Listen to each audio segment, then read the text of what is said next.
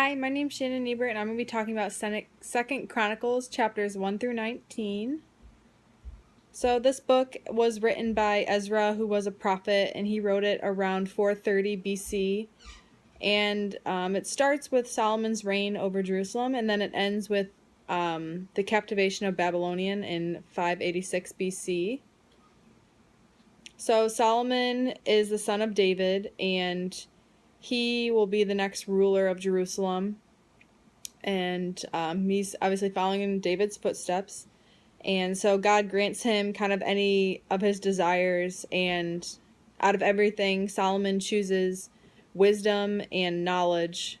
And because of this, God makes him one of the wealthiest kings to ever reign.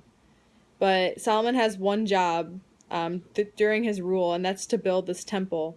Now, this temple would be a major symbol. He gathered many people to build this temple and filled it with furnishings and made it of gold, and it became really a main focus of the nation. They started to worship here and bring their offerings to this temple on Mount Moriah on the floor of Ornain, and and God blessed it, and it was just a major focal point during his reign. So Israel continues to worship the Lord here, and God tells him that he will answer prayers at this temple, but to be very cautious and know the dangers of disobedience. So Israel continues to grow under Solomon's rule, and he starts to make many requests over the land, and all good requests, but then he ends up passing away over a 40-year reign. So his son comes into rule, Rehoboam, and becomes the new king. And the other son, Jehoram, stands up and against the taxation, and there's just this huge disagreement, and the nation is actually split into two, the north and the south being Judea and the north being Jerusalem. So the south actually that's where the temple was, so they kind of felt like they had God on their side. So things just kind of tend to go downhill from there. There's just war. There just seem to constantly be fighting. And there's a new king that rises, Abijah of Judah, and he defeats Jeroboam and acquires several cities like Bethel, and he kind of never recovers his power.